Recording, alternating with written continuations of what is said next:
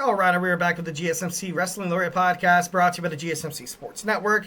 I'm your favorite wrestling fan here, Eric Rodriguez, every Monday through Friday, 8 p.m. Pacific Time, 11 p.m. Eastern Time on the GSMC Sports Network to talk about the greatest thing in the world, professional wrestling, all the action inside and outside the ring, backstage, curtain calls, rumors, drama, and updates. We talk about, injury statuses, inactive superstars as well, contract negotiations, extensions, and new signings. We talk about promotions from New Japan Professional Wrestling to WWE, to Ring of Honor to TNA to AEW. If it makes major news in the world of professional wrestling, we talk about it here on this show. So without further ado, we're going to end with some AEW Dynamite talk. Obviously, it was it was pretty good. It was a great episode of AEW.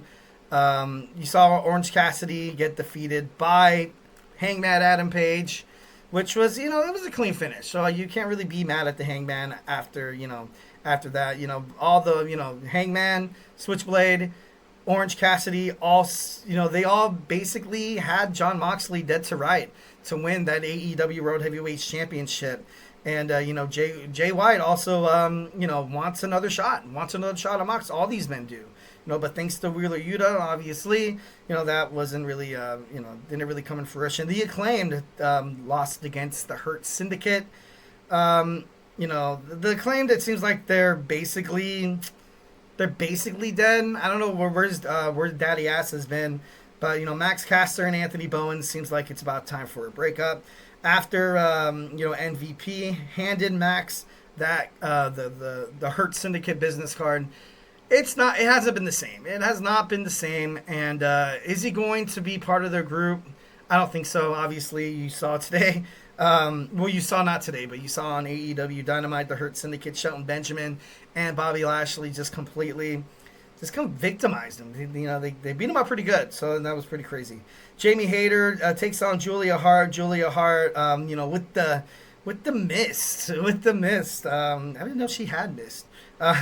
She defeated poor Jamie Hayter. I felt bad. That kind of sucks.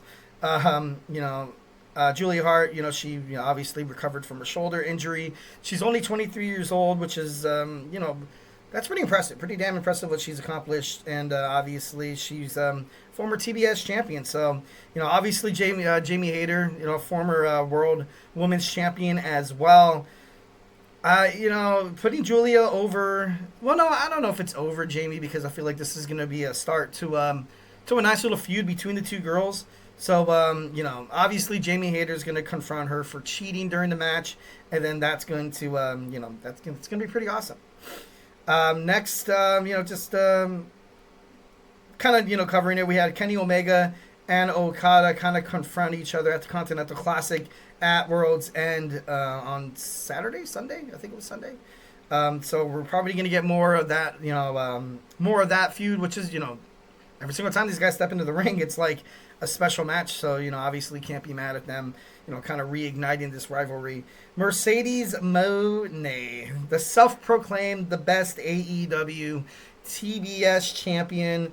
After her big business debut, she's 15-0 since debuting at AEW and recently defeated Mina Shirakawa to, I think now she has four belts? She has all the glory. Tony Khan literally is showering her with everything, giving her everything she wants. And it's not Mercedes', and it's not her fault. She just goes in the ring. She's talented as hell. She's great. She's great.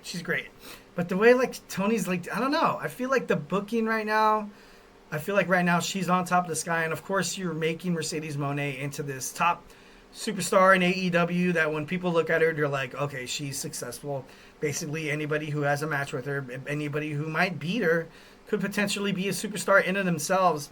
So, putting Mercedes Moné on this pedestal, on the top of the Gestapo in terms of the AEW women's division, I guess in a way I get it. I see.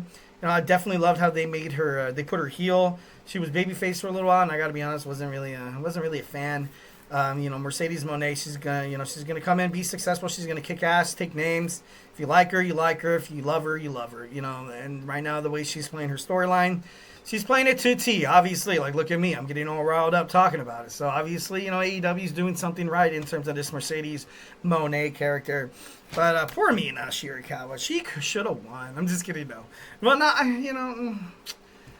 I thought she was going to win because, it make a lot more sense for, Mina Shirakawa to be, she's like the young rising star. Maybe they thought it was too early.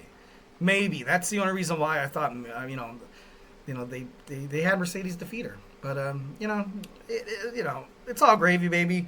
Obviously, I feel like she's going to get some shots in the future. But, it was crazy. It was crazy.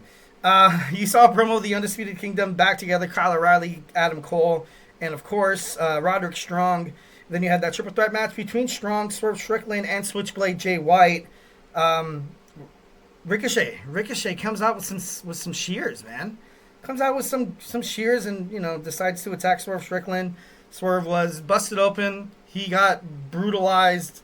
It was pretty bad. It was a nice little character change for Ricochet. You saw the maniacal laugh that he was doing. Like I get it. Like, he's going to be more of a sicker Ricochet, which I feel like every wrestling promotion he's on, I feel like he's kind of like the same character. So it should be interesting to see if he comes back to, or if he joins the Hurt Syndicate, or maybe you kind of have, Samantha Irving comes back to professional wrestling, and she's never wanted to be a ring announcer. She's always wanted to be like a manager. Maybe she comes back and she manages. Maybe she's that female presence in the Hurt Syndicate, because in every faction in terms of the world of wrestling, there's always that one woman. There's always that one girl who kind of represents the faction. And Samantha coming in, I feel like that'd be great for her. I feel like that'd be a great spot for her. That's something that she's always wanted. Something definitely Ricochet. You get to travel with your fiance again, and and it was great. And although the reports kept saying that Ricochet not signing with the WWE and Samantha Irving leaving the WWE all are interconnected. No, that it's not interconnected. But you got to be honest. There has had to be something said. There's had to be something said to be like, hey, like I'm leaving. I'm going to go to AEW. Are you going to stay with WWE? And Samantha, they definitely talked about it. And Ricochet, he's not to blame. He's not to blame whatsoever. It's just good business. Why would you want to stay in a situation where you're unhappy? And WWE, Ricochet was unhappy. He was underutilized. He was, definitely could have had more potential. And Samantha, ever since she left the WWE on the ring announcing spot, we're happy Lillian Garcia is going to be on SmackDown. That's cool and all. Who's going to be the Raw ring announcer? I'm not too sure. But all in all, you kind of miss Samantha on the mic. It's not the same. No, it's not the same. It's, definitely, in terms of getting excited for a match, the start of the match, obviously, is the introductions. Of course, the theme song hits. The guy walks down the aisle, or the woman. And then, I don't know. It just pumps you up for the fight. You know what I mean? But, would it be interesting to see if she comes to AEW as well? Mariah May talks herself up. She challenges every woman inside AEW. You saw Jeff Jarrett, the 12-time world champion. He's joining the Casino Gauntlet, saying that he's not done yet. He wants one more shot at the AEW World Heavyweight Championship. And then you saw Powerhouse Hobbs defeat a bunch of jobbers. And then in the main event, you saw Cope, Rated FTR. Rated FTR take on who did they take on? The Death Riders.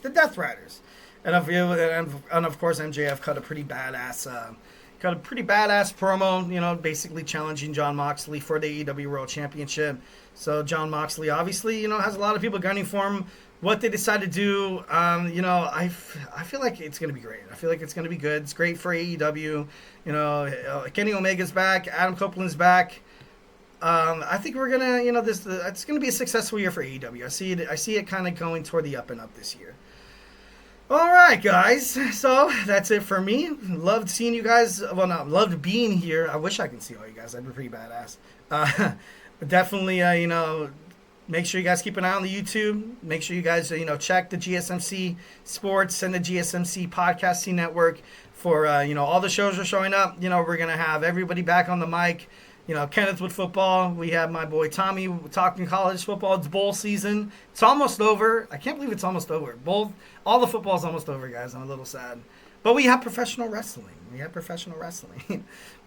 have all around sports. And, we just have a bunch of stuff coming up. So make sure you guys like and subscribe.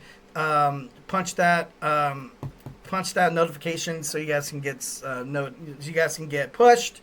Be like, hey, it's time to watch your GSMC sports content. I'm just kidding. No, that's not our style. We don't like forcing anything upon you guys. But just, like and subscribe to the button definitely helps us out. We definitely appreciate each and every one of you guys.